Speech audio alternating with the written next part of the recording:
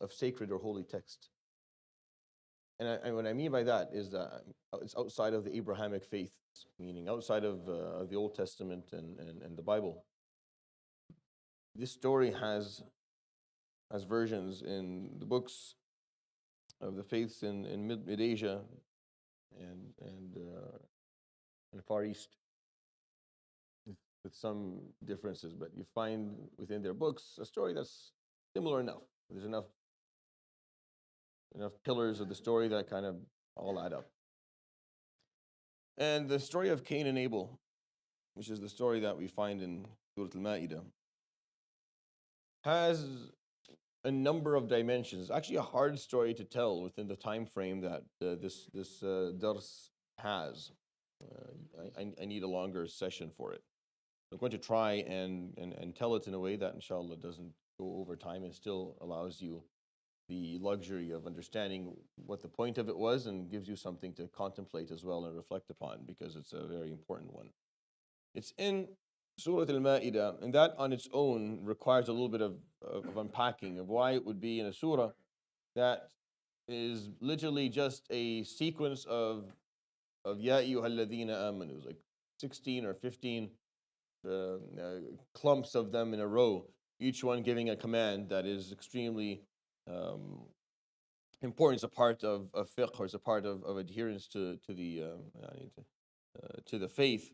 In the midst of all of these calls of Ya ayyuhalladhina amanu this and Ya ayyuhalladhina amanu that, and the sequence of them, you find these two stories. The story of Musa alayhi salam and Bani Israel at the gates of Jerusalem. You find the story of Cain and Abel. And the reason for that is that Surah Al-Ma'idah, it explains the importance of adhering to a contract. It's called, actually, the surah is called Surah Al-Uqud, the surah of contracts. That's what it's named. It starts out, Ya alladhina amanu awfu bil-uqudi uhillat lakum bahimatul an'am. And the sequence of that in the Quran is perfect, because after the surahs and the foundational surahs in the Quran, like Al-Baqarah, where it kind of explains the nature of this way of life and this methodology and what it means. And Surah Al-Imran explains how to maintain it or how to protect it. And then in Surah An-Nisa, you're given the value system, the ethics and the principles that this system is going to exist by. You're given the details. Here's the contract. Here's what you're signing up for. And the story of Cain and Abel is exactly that. Two people who had that contract, and they signed up for it, and a mistake was made. Understanding that the rulings in our deen are actually in keeping with human nature. This is a really important piece. What Allah subhanahu wa ta'ala explains to us, what He tells us to do and not to do, is in keeping with our nature, meaning it fits what it is that we are like on the inside. Because if it didn't, then it would be almost impossible to follow. I mean, what we're told to do and not to do helps us maintain our nature as human beings, and helps us protect ourselves as beings and the people around us. Which is why the 5 preservations are found in Surah Al-Ma'idah: حفظ النفس والمال والعقل والعرض. These 5 preservations are found in Surah Al-Ma'idah almost instinctively, each one on its own. And this story that we have that we're talking about today is talking about حفظ النفس, the sanctity of human life, and preserving that. And and it's obvious because of the verses that come right after the surah. It's talked about very, very directly. But the story itself has a very important sentimental value, and there are different dimensions to it. I'm going to break it down for you into 6 scenes. I want this, consider it a saga, consider it a Broadway play that you're watching. 6 scenes, at least in the Quran it is. Now, there are way more details that you find in the Old Testament and in the Bible talking about this story or telling it, but the Quran gives you just 6 scenes. The scene of the Qurban, of the offering, the scene of the dispute, the scene of the murder, the scene of the crow, the scene of the burial, and then the scene the scene of regret, and then the scene of the burial. These are the 6 scenes that this story is told through. And each scene has its own dimension that requires a little bit of unpacking, because it's very important. There's short verses, but they're very filled. They're just very full, very rich.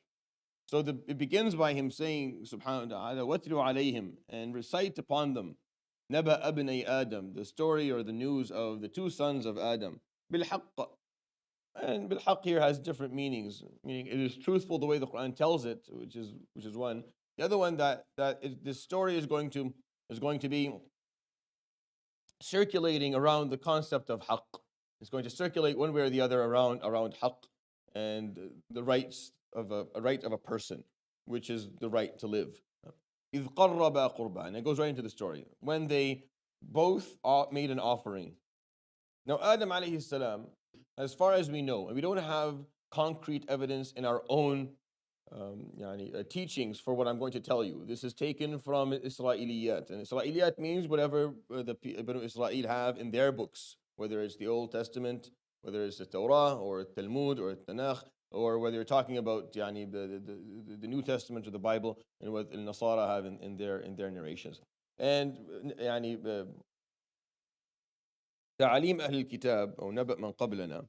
This is a part of usul, from usul al-fiqh perspective, it is something within our deen that there is permissibility for us to take certain things. That's why scholars like Ibn Kathir and Tabari and Qurtubi and others who tell this story will take from from these sources to fill in some gaps in terms of context, as long as it does not, as long as this context that we're taking does not cause any theological or Islamic discrepancy. So the story as it goes is that Adam alayhi salam and Hawa were given children in pairs. And they had their children in pairs. There was a girl and a boy in each time. And the first two, as far as we can tell, was Hābīl and his sister, and Qābīl and his sister, and Cain and Abel, basically. And they didn't have children for a little bit of time after that. Time went by before they had a third and a fourth, and some scholars count up to 21 pregnancies, which is not unheard of or not weird, even if you're marrying young, or in the Middle East people would have more than that even. But the story is that they had these children, these four, and then it stopped. Now, a lot of the narrations from Isra'iliyat focus on the fact that Qābīl wanted to marry his own twin and that was against the law itself, the law of Adam alayhi salam, because there were no other people to marry. Then you marry not your twin. You can marry another, not your own twin. Now, I don't know. I'll tell you very clearly. I don't know if this is true or not. I can't authenticate it for you. I can't validate this piece of information. I don't know. It's there. It doesn't matter. See, the beauty of the Quranic stories, it doesn't matter. It completely doesn't matter to the story. I'm telling you up front because in my opinion, it's jargon that just clouds your ability to understand what the story is telling by thinking about, okay, it was married. Forget about why. Forget about all these details. Here's what you need to know about the story. إِذْ قَرَّبَا قُرْبَانًا, they made an offering to Allah subhanahu wa ta'ala. فَتُقُبِّلَ مِنْ أَحَدِهِمَا وَلَمْ يُتَقَبَّلْ مِنَ الْآخَرِ. And Allah subhanahu wa ta'ala accepted from one of them, and the other one did not get accepted. The qurban, or the offering they made, was not accepted. And this was this was an understood or known practice in the early ages, that unlike, for example, giving zakah right now or sadaqah, no, you'd make an offering. The offering would be based on whatever it is that you did, and based on what you gave, Allah subhanahu wa ta'ala either accepted your offering or it didn't. And one of them had it accepted, which is the one who was later murdered, which is Hābīl in this story, or Abel. And the other one, Cain or Qābīl, did not have it accepted. Hābīl was a shepherd, and he offered the best sheep he had, basically. And Qābīl was a farmer, and he did not put up his best crop as an offering. He didn't choose the best that he had. He chose basically either the mediocre or wasn't very good as a qurban. So Allah subhanahu wa ta'ala accepted from one and not from the other. قال, and in the narration of the Quran is that Who said this was Adam alayhi salam, and some say it was Hābīl, and probably Hābīl in the way that these verses work. But إِنَّمَا يَتَقَبَّلُ اللَّهُ مِنَ الْمُتَّقِينَ. This ayat, or this piece, is probably the most important one in this first scene. This first scene, the most important piece is إِنَّمَا يَتَقَبَّلُ اللَّهُ مِنَ الْمُتَّقِينَ. Exclusively, it's not to emphasize. Innama is an important word. I always tell people, just make sure you watch it. Like if it's there, pause for a moment, because it brings the concept of exclusivity. It's not emphasizing something. It's saying exclusively, Allah subhanahu wa ta'ala will accept from the pious, from the muttaqeen, from those who have taqwa, those who are mindful of Allah subhanahu wa ta'ala. Those who, when they do things, they're thinking. It's really all taqwa is, and to break it down in a nutshell, all taqwa is just that thought of whether this is something that pleases Allah or displeases Allah before you do it. Like everything you're doing, or you're just wondering in the back of your, regardless of what it is, how small it is, how big it is, that's your main goal. Your main purpose is wondering, will He accept this subhanahu wa ta'ala? Nothing else. Nothing else really matters to you. You're not thinking about what people how people may perceive this, or how people will see it, or what it will do to you financially, how it will harm you on any personal level. All you're thinking about really is this: will this please Allah subhanahu wa ta'ala? Will this not please Allah subhanahu wa ta'ala? That's what taqwa is. Taqwa is that thought. Always bring self to the front. You always bring that thought up front, and then that's the first thing, and it drives your behavior basically. It's what you use to make a decision, going right or going left. It's based on whether this is something that pleases or displeases Allah subhanahu wa ta'ala. So that first scene, the conclusion of it, إِنَّمَا يَتَقَبَّلُ اللَّهُ مِنَ الْمُتَّقِينَ. Allah exclusively only accepts from those who, when they give, they're thinking about Him. They're thinking about their relationship with Him. They're mindful of Allah subhanahu wa ta'ala. That's what they care about. That's what they're worried about. They are worried about whether this will please or displease Allah subhanahu wa ta'ala, and nothing else really matters to them. Hābīl, when he gave, that's what he thought of. He thought, how do I ensure that Allah subhanahu wa ta'ala accepts me? The way I ensure is that I give the best I got. It's symbolic. It's not just the thing he gave, also the concept. That you give the best what's the best you have? The best you've got, that's what you give. Whether it's your time, whether it's your effort, whether it's your emotion, whatever it is, you give the best that you've got. And Qābīl thought about it financially a little bit. Why does is an offering to God? He doesn't eat and he doesn't care. Why would he care about if I gave good grain or bad grain, or this good grain, if I sell it, I make a little bit more. Allah's not going to eat it anyway, so why I give the best? I'll give whatever. He didn't give his best. So Allah subhanahu wa ta'ala said, I don't want it. You can keep it. Because subhanahu wa ta'ala doesn't need it to begin with. The value of it is for sure symbolic to begin with. This is an important piece. Allah subhanahu wa ta'ala is looking at what are you offering? What are you offering? He doesn't benefit either way. It adds nothing to him. Whether you give a lot or a little, the best or the worst, it makes no difference. It's all about your intention and why you're doing it. The surah or the story is filled with aspects of the heart, or aspects of what goes on underneath. This story is almost exclusively that. It's talking about what's happening on the inside and how you're processing and thinking about things. And this is important because the early stages of this human experience, they were still struggling with aspects of it. So that's the first piece. قال إنما يتقبل الله من المتقين. What's the word after that? No. No.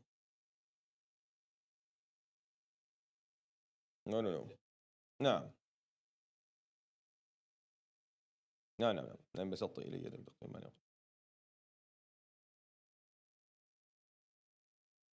The second scene, the scene of the dispute. It's an interesting scene because when he comes up and says to his brother, he says, لأقتلنك, I'm going to murder you.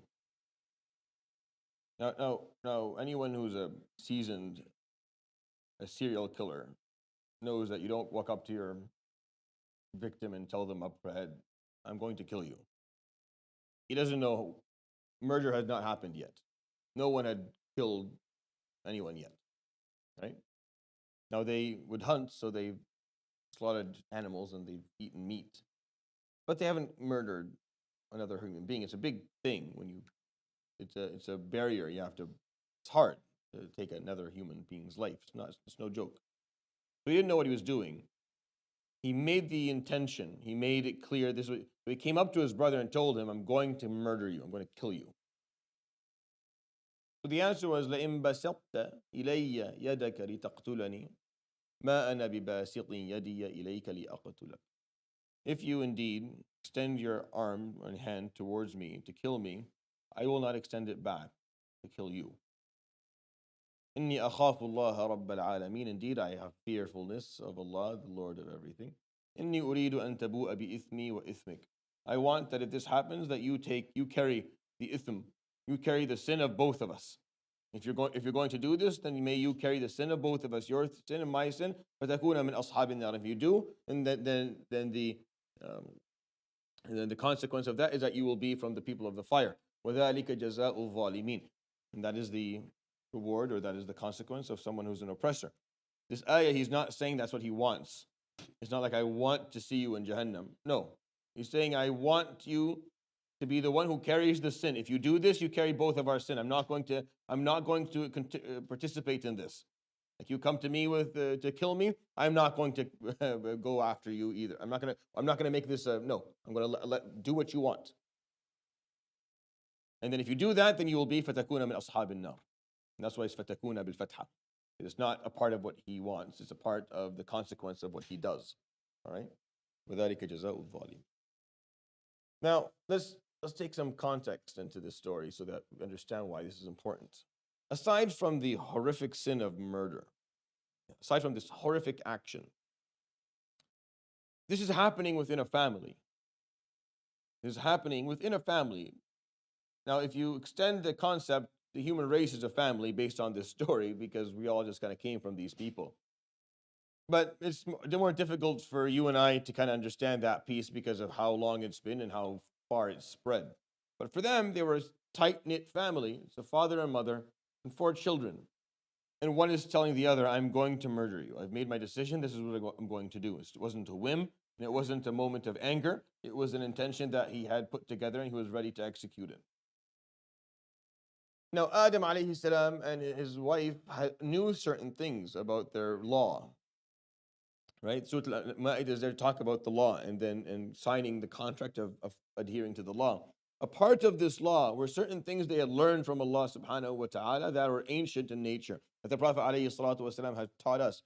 He told us alayhi salatu wasalam, أن الرحمة تعلقت بعرش الرحمن وفي رواية بحقو الرحمن تناشد الله subhanahu wa ta'ala, that the rahim as a concept. Now the rahim here is not the womb, even though that's what it's called, but the rahim as in silat al-rahim, as in kinship, held on to the throne of Allah subhanahu wa ta'ala. Another narration, it talked about something a little bit more difficult for me to explain to you in English, but it held on to the throne of Allah subhanahu wa ta'ala, asking him and begging him.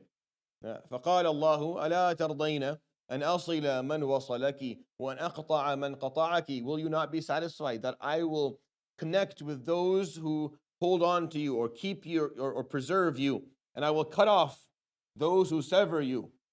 فقالت بلى رضيت. Yes, I'm happy with that. In another narration, the Prophet عليه الصلاة والسلام says, يقول الله, Allah subhanahu wa ta'ala says, أنا الرحمن, I am the Rahman.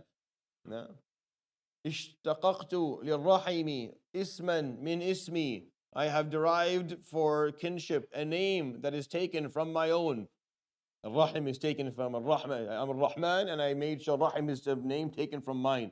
فَمَنْ وَصَلَهَا وَصَلْتُهُ وَمَنْ قَطَعَهَا قَطَعْتُهُ. Those who preserve it, I will preserve them, and those who sever it, I will sever them. So the concept of Rahim is very clear to them. They understand what this means.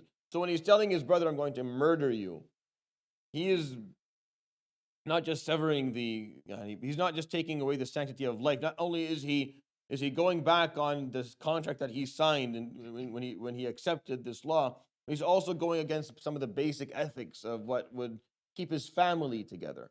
And imagine the pain of a father. You have to think about these things because they're not talked about in the Quran, but they're not difficult for you to contemplate. You can't figure out that a twin and a marriage, and you can't figure that piece out if you're not told from the Israeliyat. That's why I don't think it's important. Because if it was important, you'd find it, the story would have been put in the detail would have put in the Quran so that we know about it. It's not important. But this you can contemplate on your own. The pain of a father and a mother when their children dispute and fight, when one of them goes as far as wanting to kill the other. How is that? We don't think about that piece of the pain that Adam alayhi salam had to endure, and the pain of Hawa when she ended up losing at the end both of her children. But Iblis made a promise, didn't he? He made a promise back there. He told them, I will misguide them. I will take them. I will misguide them. I will mislead them. I will put reins on their mouths and I will lead them in whatever direction I want. So he did. But that scene of dispute is where Hābīl alayhi salam told him, I'm not going to raise my hand. I'm not going to fight back. You're my brother. I can't do that. This is taken from this, we know a number of things. The Prophet ﷺ would talk about أَلَا إِنَّهَا سَتَكُونُ فِتْنَةً الْقَائِمُ فِيهَا خَيْرٌ مِنَ السَّاعِ وَالْقَاعِدُ فِيهَا خَيْرٌ مِنَ الْقَائِمِ فإذا كنت فيها فكن عبد الله المقتول ولا تكن عبد الله القاتل. Where he said عليه الصلاة والسلام, the hadith in Muslim and Ahmad, that there will be a fitna at one point where the person who is standing is better than the person who is contributing. The person who is sitting, meaning the person who is completely out of it, is better than the person who is standing somewhere in the middle of it. And if it comes and you have no choice, be the Abdullah who is killed, not Abdullah who is killing. We have an example of that I think is worth sharing with you when I tell you this story. An example that I'm not sure how much you know about it or how detailed you've heard the story or not, but I think it's worth telling. When Uthman radiallahu anhu went through his fitna or endured what he had to endure, alayhi ridwanullah. Uthman, he had to go through something at the end of his life that he had some previous information about that a lot of people didn't. And it's a part of why the dispute occurred after he passed away or after he was martyred. But what happened was the Islamic empire spread almost in an explosive manner during his time. And he was running now an empire, the biggest empire in the world. Uthman ibn Affan, who had to flee Mecca to Abyssinia for a few years out of fear, at the end of his life ruled the largest empire on earth at the time. It's bigger than the Persian, bigger than the Roman. They did not have as much, no one had as much land or had as many people under their sovereignty than Uthman radiallahu anhu did during his life. Meaning, if you're talking about kings of the land who had the most land and the largest armies and the most resources, during that, it was Uthman ibn Affan. His name makes it on an international scale as being the most powerful leader. With that came taxation of a lot of fitan, because you went from the Prophet. This is only 25 years or 27 years after the Prophet ﷺ passed away, of basically ruling Medina and just a little bit of Arabia around it, to ruling basically most of the world, the known world at the time, because the two Americas were still not known, and we don't have a lot of documentation of what was going on during that period anyways. So a lot of fitan happened. And you have different people with different backgrounds accepting Islam, bringing their own luggage into the deen and their own culture into it, and it was the mix was happening, and mistakes were going on with people who were ruling certain parts, and it was going to take time before things settled down. So some people, a fitna started, this anger started, and this controversy, and Uthman was in the center of it. Somehow, the way it was being sponged, that Uthman ibn Affan radiallahu anhu was the reason that all these mistakes were happening and why people were not. So they waited for till the time of Hajj, and they raided al-Madinah al-Munawwara, ala sakiniha as-salatu was-salam.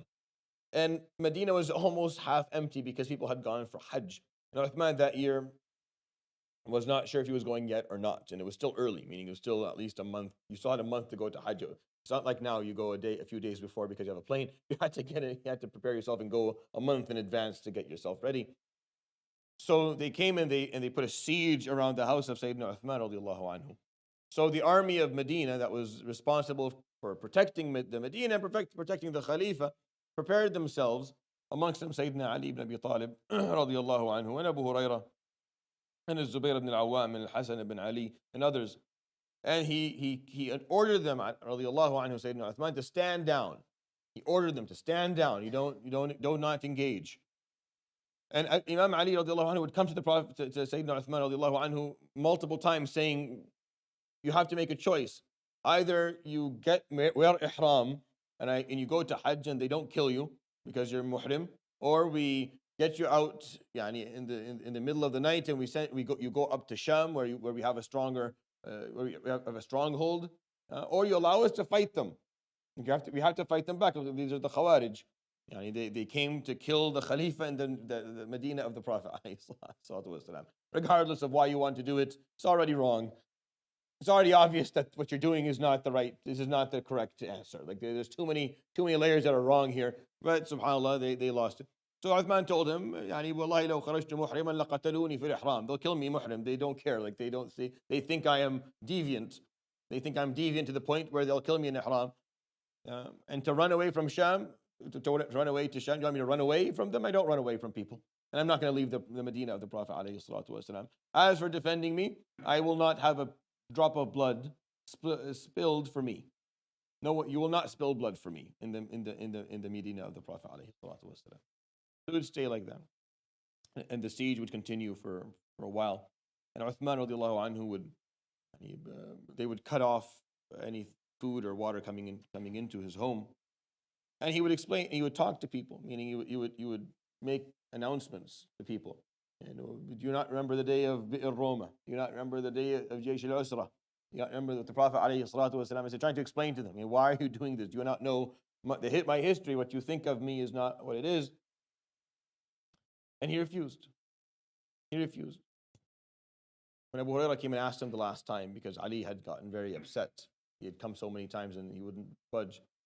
So Uthman told Abu Hurairah, he told him, إني يا أبا هريرة قيل لي من رسول الله عليه الصلاة والسلام يا عثمان تموت على مصيبة تصيبك فاصبر وها أنا أصبر.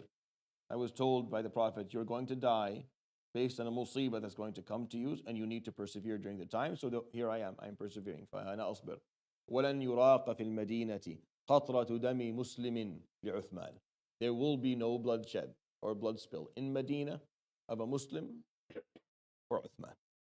Now, this is what Hābīl said. This is a very clear concept Islamically. Very clear concept that I will not participate in the bloodshed, because this is our ummah, this is our nation, this is our family. No one wins. When brothers and sisters fight, nobody wins. There is no winning party. Regardless of what the outcome is, no one wins. You can't win. How can you win? There is no way to win. This is your family. You harm them, you lose. They harm you, you lose. No matter what happens, it's a loss for everyone. There's no winning when arham tuqatta, when there's a severing of kinship, or when the ummah disputes within itself. And Sayyidina Uthman radiallahu anhu persevered. And in the narration is that at night he woke up laughing, and his wife asked him why. So at night, he saw, during his sleep, he saw the Prophet ﷺ in his dream, and he told him, "Ya Uthman, attashuk, they made you thirsty." فقال نعم يا رسول الله. Yes. فقال جوعوك, they made you hungry, يا عثمان. قال نعم يا رسول الله. فقال يا عثمان ما بالك وما ترى أن تصوم غدا عندك وتفطر عندي وأبي بكر وعمر. How about you make siyam tomorrow, the intention of fasting tomorrow, and you come and you break your fast with me and Abu Bakr wa Umar. So Uthman woke up happy, radiallahu anhu. And he was killed that day as he was reciting the Quran, and his blood was spilled upon the Quran. And the fitna died, and the people who came to do that left Medina. And this dispute that continued because some people did not understand why Sayyidina Uthman did what he did and why that happened to begin with. But he chose to be Hābīl, not Qābīl, عليه ridwanullah, because he could have shed blood there. He could have murdered all of those people. All of the Khawarij could have been killed, and there would be good reason for it, and we probably would not object to any of it. We'd find that to be completely normal. You have a Khalifa and you have people who are raiding the city of the Prophet ﷺ to get rid of them. It's a very, very natural and reasonable thing to do, but he refused. He refused to be the reason for bloodshed, radiallahu anhu wa ardah. And I don't think that piece of the story is told well. I don't think people understand the sacrifice he offered. I come from a country where the person who was in charge decided to burn the country to the ground and everyone in it to hold on to the seat.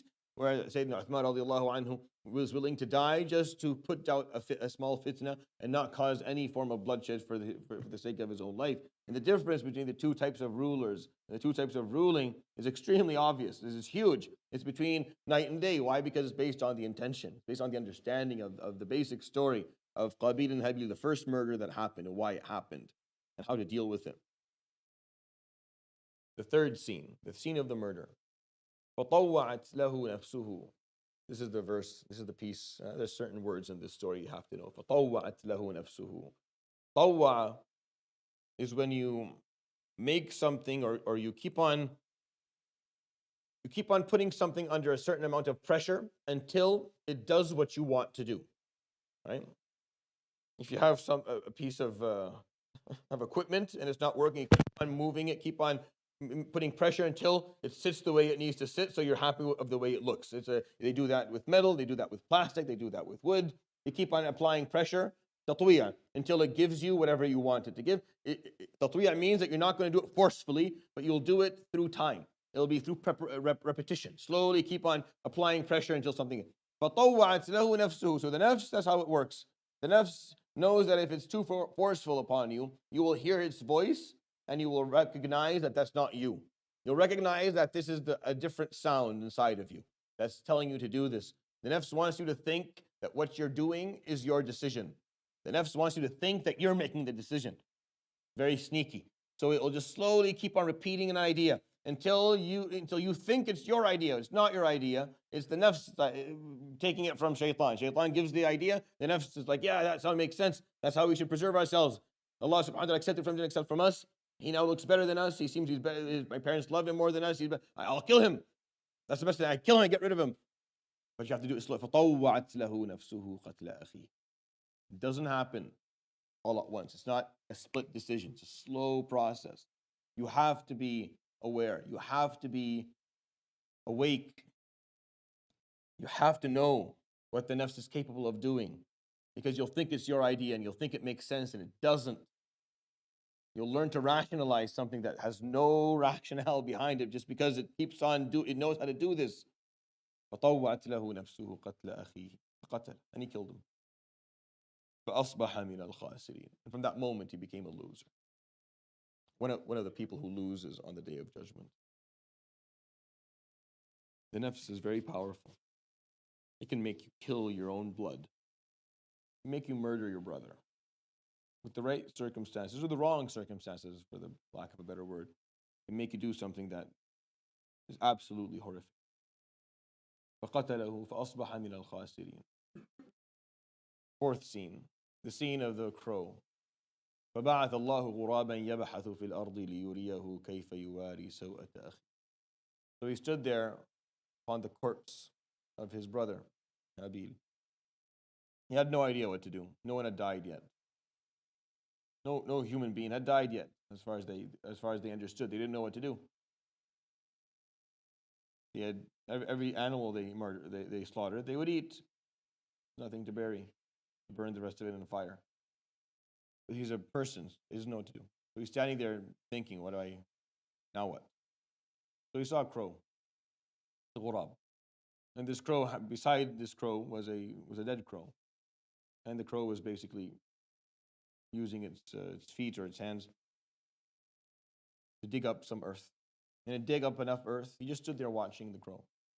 Once the crow dug a hole that was reasonable enough, rolled the other one into it. And then it used its wings and it covered it to the best of its ability with the soil of the earth. لِيُرِيَهُ كَيْفَ يُوَارِي سَوْءَةَ أَخِيهِ. So he can cover the shame of what he did to his brother. And the symbolism in this piece of the story is quite interesting. It's a crow that taught him to do it. One of the animals or one of the birds that people see no value to. People always see the crow, even today, as bad omen.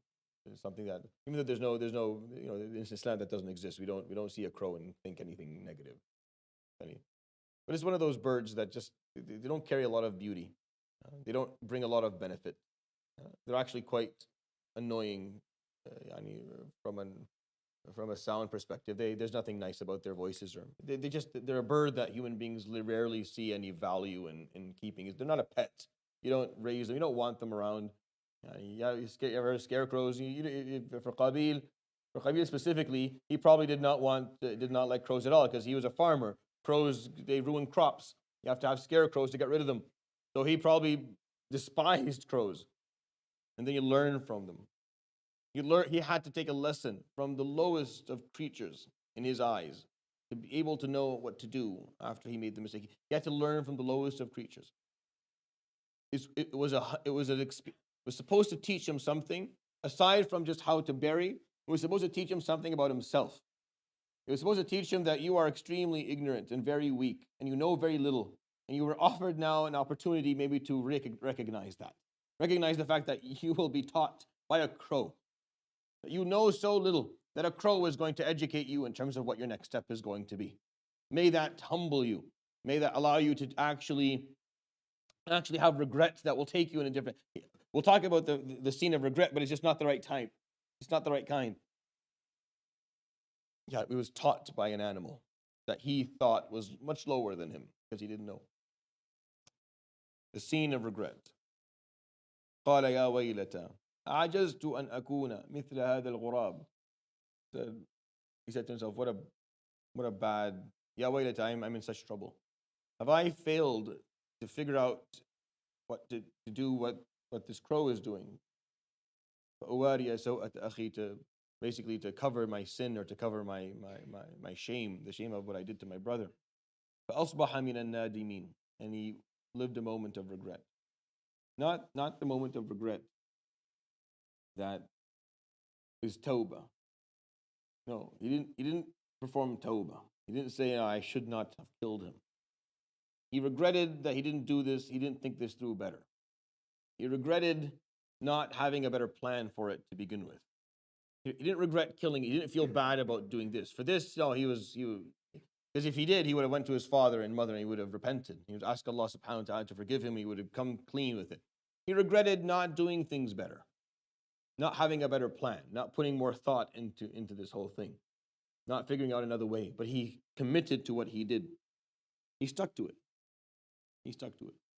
The verses after that, من أجل ذلك كتبنا على بني إسرائيل أنه من قتل نفسا بغير نفس أو فساد في الأرض فكأنما قتل الناس جميعا.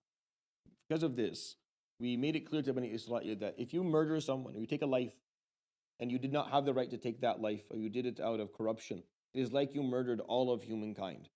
It's like you killed everybody. It's like because everyone is equal. If I take your life unrightfully so, and I didn't have the right, then there's nothing to stop me from doing this to anyone else. And because your life is equal to the life of every other person, it's as if I killed every other person here. Because there's no difference in the value of the life of any person, any given human being. وَمَنْ أَحْيَاهَا, and those who save a life, you save one life, it's like you saved all lives, because lives are all equal. There's no life that is more valuable than another life. So if you save this life, well, that's not enough to save a better life. No, it's all the same. The life of anyone, any age, any race, any ethnicity, any background, it's all equal. So if you understand the sanctity of it, then and you take care of it, just like you took care of all of life. And if you don't see the sanctity of it and you remove it or you cause bloodshed, it's like you have no respect to any life. Which is why Uthman ibn Affan decided to die, because he respected life. And if a life had to leave this world, if because of a certain problem, a life had to be removed, it was not going to be someone else's, because he's not going to carry that ithm. Which is what Hābīl told his brother, look, if someone's going to die, it's going to be me. I am not going to fight back. Even though if you go back to the Torah and the Injil, Hābīl was bigger and Hābīl was stronger. Like Hābīl was actually more powerful than Qābīl. He couldn't have killed him if he didn't want to let him kill him. Like Hābīl was not overpowered by his brother when his murder. Hābīl refused to fight back. He sat there and he said, go ahead. And this is what the ayah says, لَإِن بَسَطْتَ, when you put your hand out to kill me, مَا أَنَا بِبَاسِطْ, I will not put my hand out to kill you back. I will sit there. And if you're going to kill me, then that's what's going to happen. Because I will not fight back. I will not shed blood. If blood is going to be shed, then it's going to be your decision. I'm not going to do it myself. And this is the story of Qābīl and Hābīl. It's filled has one motive to it. All these scenes, the scene of the qurban, of the offering, and the scene of the dispute, and the scene of the murder, and the scene of the ghurab, and the scene of the burial, and the scene of regret, all these scenes, the things that are happening. The motive behind all of this, behind this saga was just envy. It was envy. He was envious for whatever reason. Whatever reason it was. The Quran points out that it's the qurban, that they both offered and one got accepted and the other one didn't get accepted, and the one who didn't get accepted just couldn't handle it. That now this person was seen as a higher rank, was seen as better. يقول عليه الصلاة والسلام لا يجتمع الحسد والإيمان في قلب عبد. In the heart of a servant, you can't have iman and envy together. One of them has to beat the other one out. Either it's a heart that has iman in it, or a heart that has hasad in it. ومن شر حاسد إذا حسد. We talk about hasad a lot today. We talk about, unfortunately, we spend a lot of time talking about hasad, and we get caught up in the mystics of it. And no, hasad causes behaviors. Hasad made a brother kill another brother. Hasad will make you say and do something to someone that is uncalled for, make you harm someone. And I'll end with that because the story is actually, I need an hour to do this, so I'll end with that, inshallah ta'ala. Subhanakallah bihamdika, ashhadu an la ilaha illa anta astaghfiruka wa atubu ilayk. Wa sallallahu wa sallam wa baraka ala nabiyyina Muhammadin wa ala alihi wa sahbihi ajma'in. Jazakumullahu khair, barakallahu feekum. Forgive me for taking a bit longer.